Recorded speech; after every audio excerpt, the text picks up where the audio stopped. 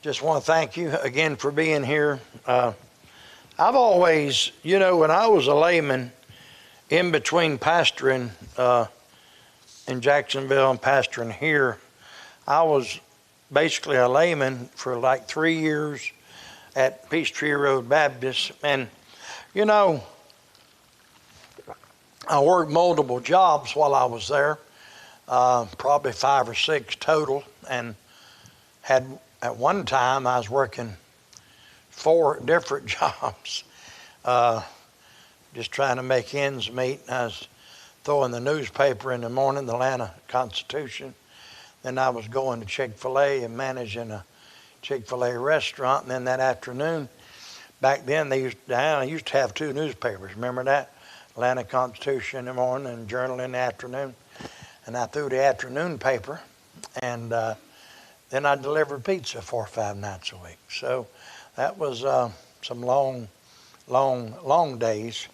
But I know in that process, I kind of remember, and we was at a great church, had a great pastor, and but our services, were pretty long sometimes. And I remember as a layman really being tired physically sometimes, and really, so I kind of said to myself, when I pastor and preach again, I'm going to try to keep that in mind a little more than I have in the past. So we won't be long tonight, and I'll never say that, and I didn't say it this morning because I knew I was going to be long. But we won't be that long tonight. I don't believe we will. I want you to turn to one verse, Proverbs 29, and this is a verse that I've probably preached on through the years, probably about 25 times. And what I want to do is kind of like I got 2 thoughts, and it won't take it long either one. I really don't believe they will, but I want to kind of follow up what our pastor, Brother Jesse, preached on Wednesday night that really has fired me up. And matter of fact, I have an idea that I'm going to do after church tonight. I was riding by the pumpkin patch, and there's about 6,000 cars. It's kind of like, I said, if very many of them there, when I go back, I think I'm going to take about 100 of them tracks and put them on some windshields, whatever, amen? And maybe somebody will get one and do something. You don't never know, So what do you do if they're walking up? I'll hand it to them. Ain't illegal what I'm doing anyway. So, but Brother Jesse, Wednesday night, he just preached a real basic message on soul winning, and then he even took us through the old simple Romans road salvation. Brother Jim Helms was telling me this morning, and he likes the new tracks kind of because the back of them has the Romans road, a real clear Romans road of salvation on it. And Brother Jesse and I put them together. Actually, we got them from, I think, Brother Paul Chappell's. Brother Chappell and them use a lot of them. They don't use, Brother Chappell don't like the fold up 2 or 3 folder. He likes the one piece handem where they can kind of do it like a card, and they'll put it on the refrigerator and things like that. So, but anyway, he said, I like that back of that. It's got the Romans road. And so I hope you're using those. We're fixing to order. We're going to order some more green ones like we've done for 20 years. And we're going to get some more of those others. There is a mistake on it. Can't believe nobody's noticed it. I've just waited for somebody to notice a mistake on both of those new tracks. They got the church phone number backwards. Instead of 769, they put 796, which is mine and Brother Jesse's fault because we proofread them, quote unquote. Should have let Miss Cindy proofread them. See, if Miss Cindy proofread them, see, I understand our gifts around here. So if she did it, we wouldn't have had 796 on there. Amen. So you'll proofread the next ones, Miss Cindy, okay? But anyway, he preached on that, and it just really fired me up, church. And I really, before I left to go to North Carolina, I put 100 so tracks down in my seat in between where I could get to them easy. And I told you this morning, don't nobody take this wrong. You do what you got to do, but I don't like the last few months doing, telling people what I'm doing.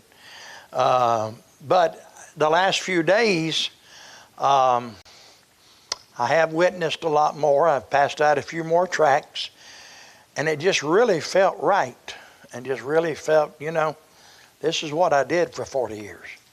And this is what I need to do the next 40 years, if I'm alive 40 years. Proverbs 29, real simple verse, where there is no vision, the people perish. I've preached whole sermons on this. Brother Jack Howells, first time I ever heard anybody preach on it was Brother Howells in the 70s. He preached a message on vision. And when I was out at Brother Paul Chappell's, he's real big about the vision part of things. He's real big. Brother Chappell's real. They have a vision night every year. We're going to do it. Matter of fact, Brother Jesse wants to do it in January. Brother Chappell and them have a vision night the second week of the year, where they have a whole evening where they talk about their ministries. They set up little booths like a little job fair, and they tell about their ministries, and they have people there manning them, so it's all about a vision. And the illustration I want to use about preaching this is when I started in insurance, my manager was Khalid Wali Aga.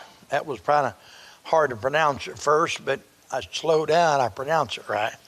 He was a Syrian, a heathen, non-Christian.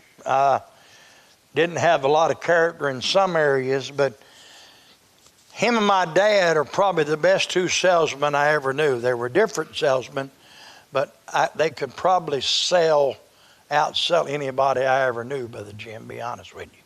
But they were different. Daddy was a little more louder, pushier. Khalid was more persuasive. But I'm sitting in the back of the room, and every Monday morning we'd go over there and we'd have our meetings, and they'd always have an agent or two get up, and they'd do, something they did the week before, and maybe something about one of our new products or whatever. I sat and I hated them meetings. I ain't gonna lie to you. They're boring to me. And be honest with you, for me, Brother Morris, I'm not bragging, but I'm highly driven. Just let me go put out signs. Let me go work. Them 2 or 3 hours to me I could have been selling insurance. But I was sitting in the back, and Khalid saw me not paying attention. I was doodling on a notepad, the guy was speaking. I was sitting there with a notepad and my pen, just drawing silly things. And he walked over and he said, you bored? I said, yeah. I ain't gonna lie to you. I said, yeah, I am, really. And I ain't being arrogant, but the guy was doing the thing. I was selling 10 times the policies he was, and I just didn't. I hate to say it, but I didn't think I could learn a whole lot from him anyway. So I said, yeah, I'm kind of bored. He said, well, that's fine. He said, but if you don't see yourself standing up there as the agent of the year, you'll never be the agent of the year. And I've always remembered that. He said, if you don't see yourself up there, not in what he's doing, but what Don Stallworth has done and what I've done, you'll never be there. And the truth of the matter is, church, anything that was ever started, anything that was ever built, anything that was ever done started with a vision. It started somewhere with the burden or an idea. I'm intrigued by America because of our capitalism. It's really, we're the most unusual country ever been, because you can, in America, well, still is some, you can pretty well figure out a way to make a living and come up with things and do it. And I'm amazed sometimes at how things are started. I Google everything. When I see a company or whatever, I see a product, I always Google it and check where it started at and who started it and how it got started and all. And you know what you always find out again? Started with a vision. It started with somebody seeing themselves doing whatever it is, whether it's a product or a service, and then they figure out how to do it. And Bear Bryant was a great coach. I don't like Alabama.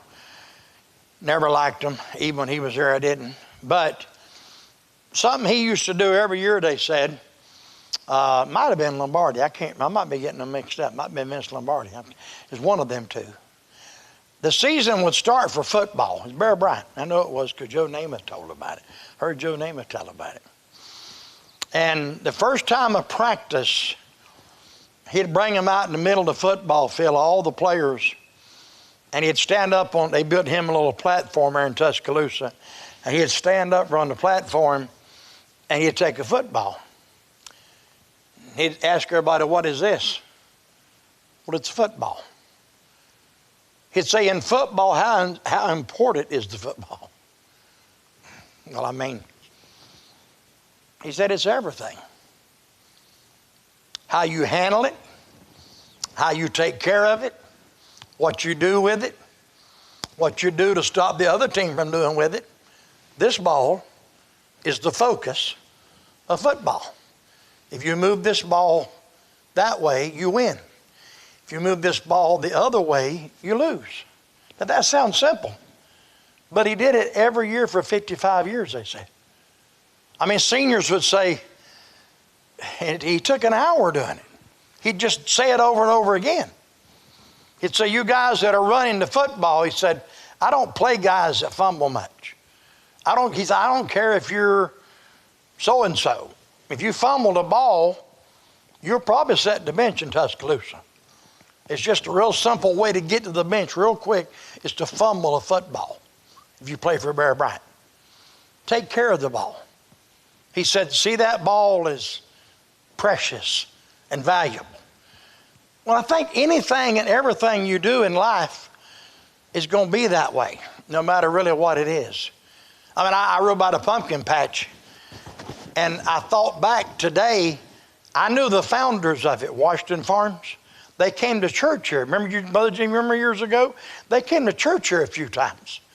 And the older man that owned it, that's where they got the name Washington Farms from.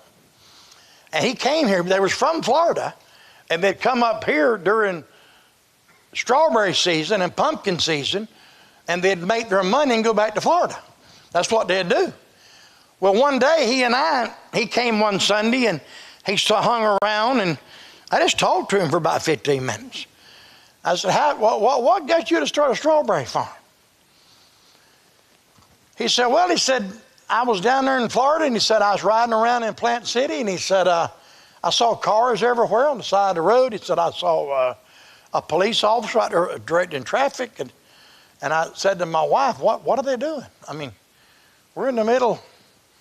Plant City, Florida is not you know where Plant City, Florida is? It's kind of in the middle of nowhere. I mean, there ain't a whole lot. I mean, Lakeland's 30 miles away or whatever, but I mean, he said, what? So he found out it's a strawberry farm. Matter of fact, when you go to Publix and buy strawberries, most of the time, look where they're from. Plant City, Florida. That's the, and what's the other one, Eddie? Jacksonville grew strawberries so much. Come on, y'all. Lottie? Where now? Yeah, they grow them down there, and it's not Start. It's what now? I can't. But anyway, you'll see strawberries come. So I said, you know, Florida has strawberry farms everywhere, but Georgia and some other places don't. So long story made short, they started over in Loganville on Highway 20. That's the original one. Then they went over here to not far from your house. What's that? Where that church is, you go to the other side instead of your house. You go to the right instead of the left. And there's a church there. That field right there used to be strawberry farms. And that was them. It started from a vision. I mean, he just saw it, you know. I mean, he just saw it happen, and then it happened. And you know, Brother Jesse's talking Wednesday night about soul winning and about witnessing and inviting people. And I like the outline he gave. He gave saturation, which is where you just give them out everywhere. I mean, like I'm about to do, if they're still there in 30 minutes. If they're there, I'm going to just take all the ones I got in the car and just walk down each aisle and They put flyers and stuff on there. If you say that you shouldn't do that, well, then you don't do it. You know, I'm gonna do it and invite them to church. That's saturation. Invitations where you invite somebody to the church and where you say, hey, listen, I go to Grace Baptist Church. Like this morning, I went through McDonald's drive-through and a young black guy waited on me, and I gave him one of those tracts, and I said, son, do you go to church anywhere? He said, you know, I work on Sunday mornings every other week. He said, but not like I should, sir. He said, I really should go more. And so I gave him a tract and talked to him. That's invitation. Presentation, Brother Jesse preached about, was presenting the gospel, taking and showing them how to be saved. Now, if you don't see yourself doing that, you never will. That's just the bottom line. I do believe it starts with the saturation. That's the easiest one, I agree. That's just here. Here's something to read. Here. I use Dr. R.B. Willette's method. I was with Dr. R.B. Willette somewhere one time, and he had some of our tracts in his pocket, and he went in a restaurant somewhere, and I just watched him, and he walked up to one family, and he said, listen, he said, how you guys doing? We're doing okay. He said, has anybody gave you the most awesome news today you've ever had? Now that gets people's attention. I mean, it really does. And the guy said, no, sir. What is it? And he gave him a tract. And he said, it's that Jesus loves you and that you can go to heaven. I like that approach. I use it a lot when I pass out tracts. I've used it a lot since then. I did this morning with the young man. I always ask him that question. And hardly ever do they come back with something negative. You've always got somebody from Illinois or something here or there. You know, whatever I say it, and I say that in a joking manner. But anyway, you got to have a vision. See, you got to see somebody getting saved. See, I've seen thousands get saved. I've led, literally through 40-something years, thousands of people to Christ. But when Brother Jesse asked a question Wednesday night, when's the last time you did it? When he said it was funny what my wife did. She was sitting next to me, and he asked that question, and she out loud went, oi. And I knew what she meant. She used to do it. We used to do it. We've not done it like we should in a while. And it just takes you seeing it. If you see the result, if you see that in my hand is a gospel tract, the Bible calls the gospel the power of God, and it can save people. So you really have the word power there is the word dunamis, D-U-N-A-M-I-S. It comes the same word as dynamite. Dynamite comes from the word dunamis in the Greek. And so you've really got dynamite in every tract. You've got every dynamite in every Bible. I mean, Wally Beebe, Mr. Bus, they're probably, oh my Lord, son, and I'm not just exaggerating. Probably because Wally Beebe got saved in 1962, millions have gotten saved since then. You know how he got saved? He was a businessman, and he was at a hotel, and he stayed in the hotel room, and somebody left a tract on the back of the toilet. The tract was just sitting on the back of the toilet. And Wally Beebe got it, and so he had a dress shirt on, stuck in his pocket. Went on about his business, left the hotel, drove about 100 miles, stopped to get him something to eat, opened the tract up. It was God's Simple Plan of Salvation, the old, what he called it, Ford tract that's been around for 100 years. He reads it. He asks Christ to come into his heart, sitting right there at a 24-hour restaurant. He finds a Baptist church. It had a stamp on it with the Baptist church's name on it. He found that church with the stamp number. He called them and said, hey, I live in so-and-so, Stockbridge, Georgia, I think. Yeah, that's where he died at. So I live in Stockbridge, Georgia. Where's a church like y'all's? Finds it out.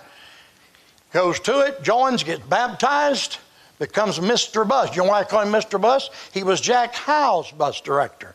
He was Bob Gray's bus director. He built a church in Ruskin, Florida that ran almost 2,000 and ran 25 buses. We call him Mr. Bus because that's what he did all over America. The media publications. You know where that came from?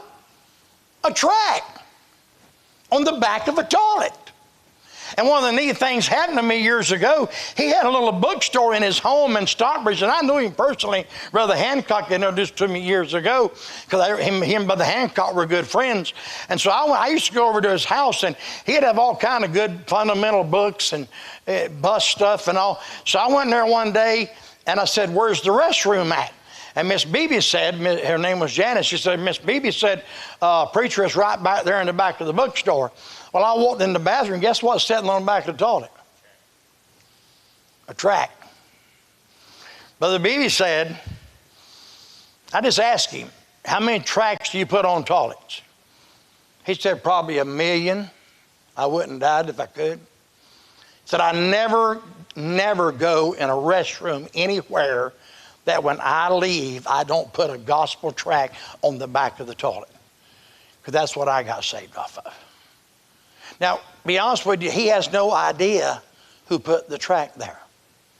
He tried to find the person through the church, but nobody knows. But God knows. And millions of people that have been saved knows.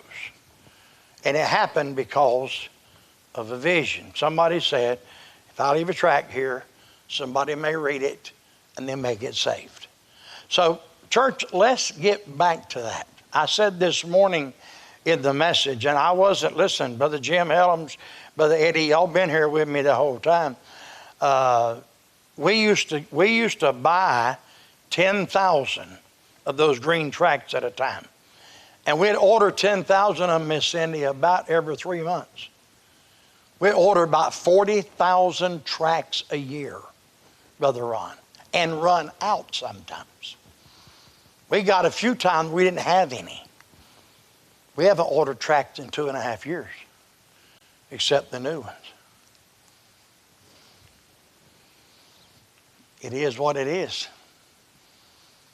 You know, it's a numbers game. Kadewaliaga taught me that. Just keep making calls. Well, they make fun of you. They reject you. They hang the phone up on you. They say no.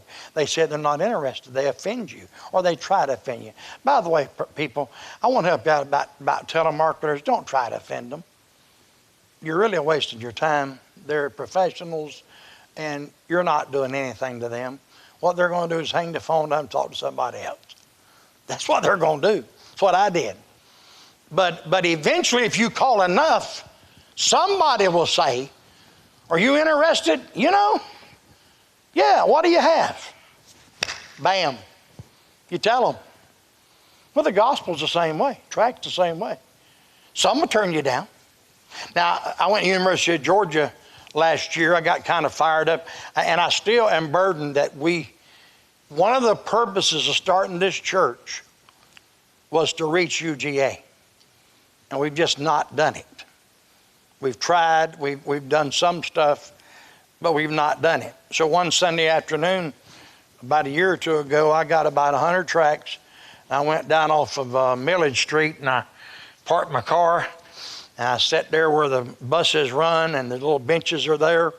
Ended up talking to a football player, an offensive lineman that had just, I forgot his name now, but like you could tell he was offensive lineman, about 350 pounds, 6'5", whatever.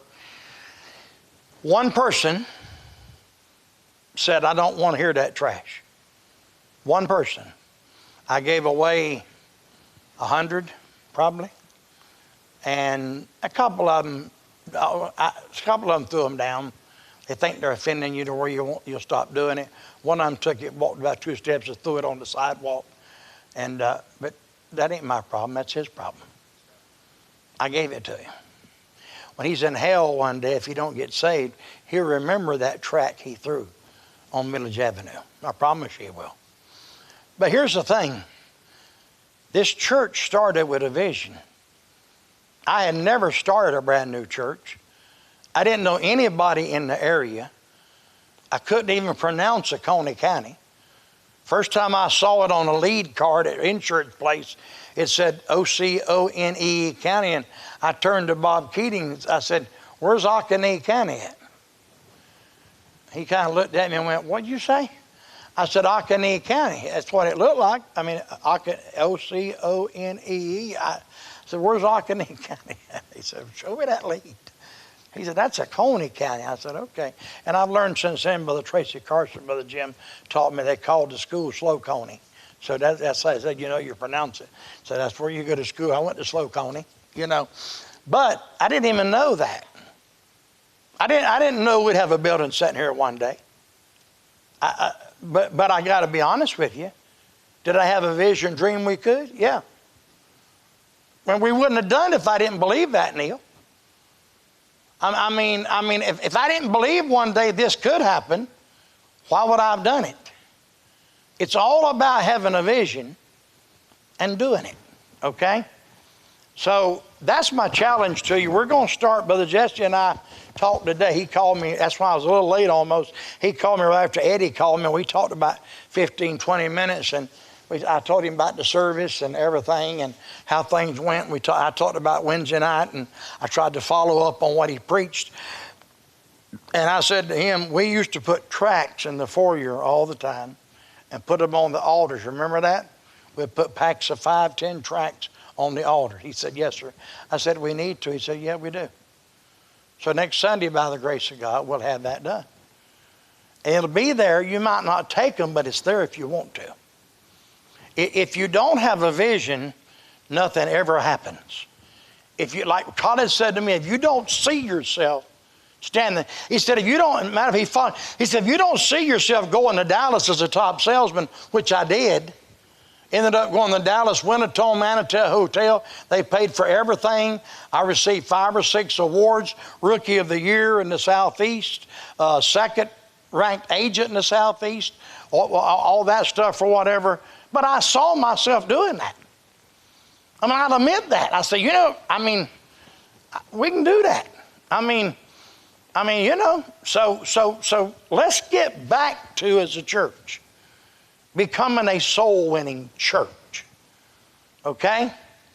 Well, Jack Howes spoke one time in Kingsway Baptist Church. Last time I ever saw him alive, matter of fact, in person. He preached at Kingsway Baptist Church years ago, right before he died. He died about, I don't know, 3 or 4 months later. And after church, when he did those meetings in towns, the next day he'd preach a morning service, and he wanted all the pastors to go out to eat. And he bought our lunch. I found that out later. The church didn't do that. Well, the Howes bought all of our lunches that day at a pretty fancy Italian restaurant. And about 40 pastors were in there, and this funny thing happened. There wasn't but one empty seat beside me. And Brother Howes was a big cut-up. He walked down, looked around, he says, I want to sit by the dumbest preacher in Georgia. Randy Rye, my friend Randy Rye, sitting there. He said, there's a seat right beside him. Well, he sat beside me, and we talked a little bit.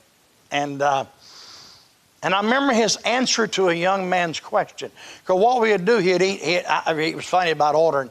He said, I said, Brother Howes, here's a menu. He said, I'm getting what you're getting. It better be good. If it ain't good, there's a McDonald's across the street. You go get me a quarter-pound cheeseburger. He said, it would be. I said, yes, sir. I'll be glad to get you one. So anyway, I remember one question he was asked clearly. The question was, preacher, in building a church, what's the most important thing? He said, you have to build a soul-winning church. He said, I don't mean visitation. Visitation's part of it. But you've got to get people soul conscious 7 days a week. You can't just wait and make a visit on Thursday night. He said, you've got to get people winning souls. He said, it would shock you if you knew. And I remember everybody went, oh. He said, we don't have organized visitation.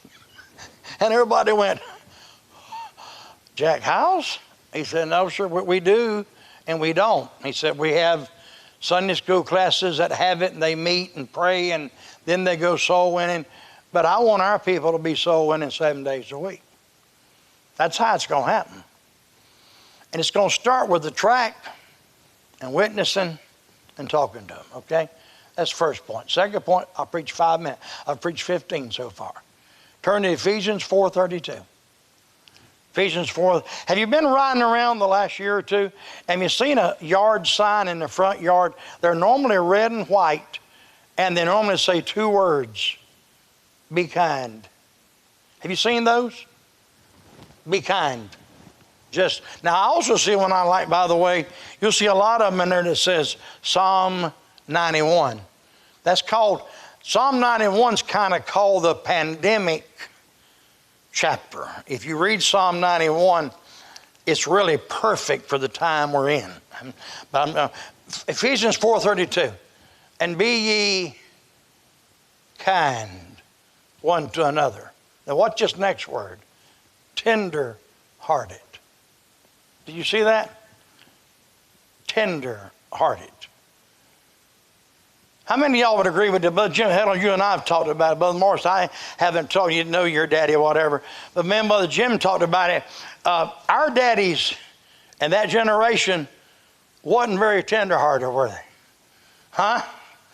They had a lot of strengths, but they wasn't very tender-hearted. That wasn't their nature. If they were, it was despite their nature. But I believe one of the things, Jesus said a strong verse to me in the Gospels. By this shall all men know that ye are my disciples. By preaching? No. By your praying? No. By witnessing? No. He said they'll know you're my disciples by love that you have one. Watch this phrase now. Not for another. That's a different subject. One to another. You're kind to each other. You're tenderhearted. People see the love. Brother Eddie was with me this weekend, a couple of days. Brother Tony was too. Brother Scott, you were there. But we got there Thursday night at Brother Tony's church, and I love to go to the meeting because I love the preaching. I mean, I'm more about the preaching than I am the singing or anything else. I like singing, but I like the preaching. I'm just from the old school of fundamentalists. I think the preaching changes lives long term. And but one thing I love is to see men like Mark Sechrist. And Eddie saw him he was across from where we was at, and I was talking to Eddie about something, and he said, "Why don't you go see Brother Sechrist? I know you want to." And when I walk up to Brother Sechrist, the love between us, you know what I mean? It's like you feel it. When you walk up and get close to him, you see the smile or the finger point or the hug, and you know this man loves me. And you see it if you're around us together. Now, you see us joke with each other. He told me the other day when we were leaving, Eddie got tickled by Brother Jesse. He said, "Ed, you're about to die anyway. Just build a bus route and do something." I said, you really are. You're not far from dying. He said it about 6 times. You're about to die. Just build a bus route and do something. But there's a love there. He called me this morning about 8 o'clock. I said, hello. And he said, I call him Hillbilly. He calls me Georgia Boy. He said, Georgia Boy. I said, yeah. He says, good to see you. I said, it's always good to see you, Brother Sechrist. He said, you look like, I know you're going through a hard place where you are in your life right now.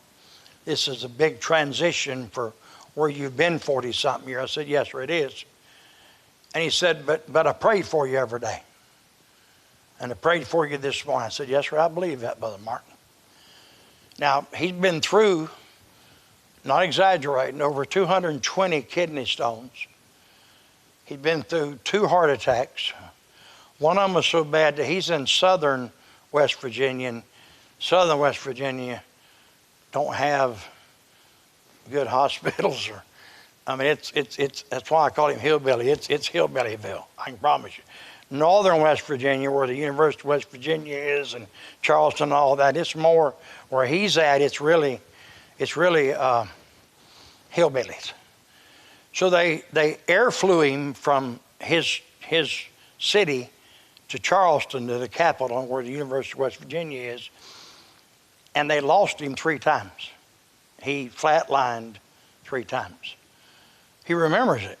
He remembers coming in and out, and he remembers one of the EMTs saying, he's dying. He's really dying, y'all. We can't get him there. He was on a helicopter. He remembers what one of them said, though, he said.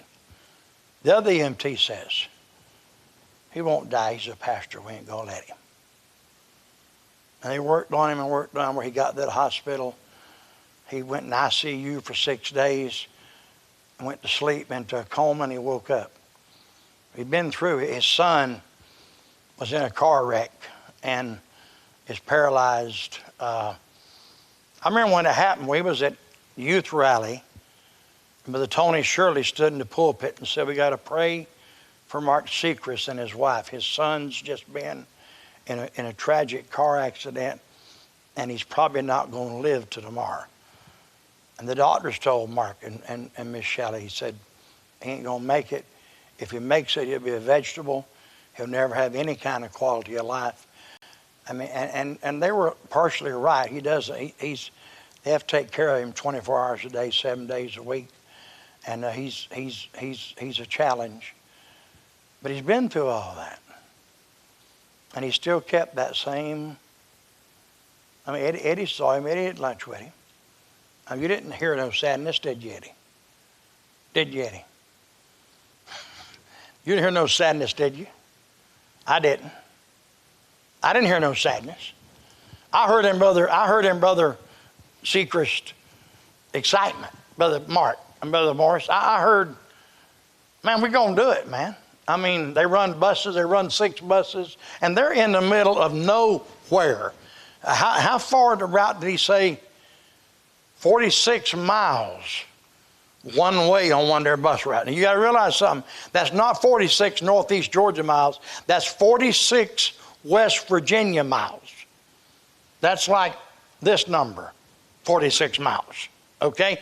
On a bus, not a car, okay? Takes 2 hours, he said, to run the route one way. He's excited. Now, you didn't hear about the kidney stones. You didn't hear about him about dying. His wife told me all that. He don't never talk about it. He never mentions it hardly. I said, how are you doing? He said, I'm doing fine. I said, now that you've lied to me, how are you really doing? He said, I'm struggling some, but I'll make it. Kenny Baldwin, we heard Kenny Baldwin preach. He had COVID a year and a half ago. And he ain't got over it. He had to sit in a chair to preach. He told me, I talked to him Friday night a little bit privately, and he said, Brother Ed, sometimes I can't get out of bed. He said, sometimes I get up, and I try to, and I get up and go to the bathroom, and I try to go to the kitchen, and I can't make it to the kitchen. But the weird thing, when I want to preach off, I'm always better. The meetings I have scheduled, I do better. Then when I get home, I die for a week. But there was love there. When he first saw me, he said, how are you doing? I said, I'm fine. He said, I know you've been through a lot. And I said, man, what are you going through? He said, yeah, but I'm okay. Love each other. Be kind to each other. Don't be mean to each other. I mean, try to be considerate. Try to be patient. Jesus said that's what people see and say, well, they're different. They're really different than us. See, this world, and I'm closing, but this world has no kindness hardly. They're all selfish, most of them. It's all about, we're being taught right now, our children and grandchildren, and don't waste your time coming to me and say, oh, mine ain't that way. Yeah, they are. I'm around them. I'm around yours. I'm around mine. This generation of children and grandchildren, they're spoiled. They're ungrateful as a whole. Each generation gets worse. My generation was worse than my dad. My dad's generation was worse than my grandpa Strickland. It's just the way it's going right now. But people see love, church. If people see kindness, If people see a difference in you and me and us together, they see something they might want. Don't we, look at me, please, give me just 2 more minutes. Don't they really want something different than what they have right now?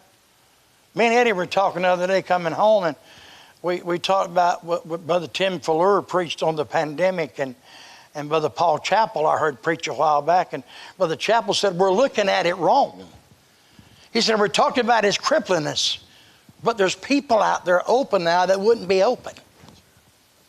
They don't have any answers. There's chaos everywhere. Our government's gone crazy. The world's gone crazy. There's nothing stable anymore. We have stability. We have Jesus. We have love. We have a message of hope. We have an answer for tomorrow. How many of y'all know David Jeremiah? He preaches on TV. He's a Presbyterian preacher, was good as solid. I saw him on TV a few weeks ago, and I ordered a book he wrote called Where Do We Go From Here? Well, I ain't read the book, but I was in the bathroom, and I put it in the bathroom this morning, and I started reading it. And I took it to the bedroom with me, and I read it for 30 minutes because the first chapter was phenomenal. He taught about what I just said. He said, we've got to stop treating this pandemic as it's crippling us. We've got to stop treating it as we can't do this and we can't do that. Okay, so we can, but we can do this. You know what you can do, church? Witness to people. You know what you can do? Give them hope personally. They'll listen to you. They want something. They need something. Their marriages are in trouble. Their kids are driving them crazy. Their finances are in trouble. They don't know what's going to happen tomorrow. Let's take advantage of that and show them some kindness and love and tenderheartedness and show them a message of hope that will allow them to say, hey, we can do this. It's amazing what that little redneck statement does. I read a thing years ago. Do you know what the 2 favorite words of rednecks are? Just take a guess. What's the 2 favorite words of rednecks are about to do something stupid? What's that? Watch this. Huh? My grandson Dylan likes to say this. We can do this. Went to the Badlands. I got a shot in my knee. Feeling good. I dropped them off. They go up in the thing. I'm sitting there in the car. I'm watching them have fun. They're going up and down the thing, sliding down the things. And my grandson hollers at me, Papa, come on up there. I said, I ain't that stupid, son. He said, Granny B did it.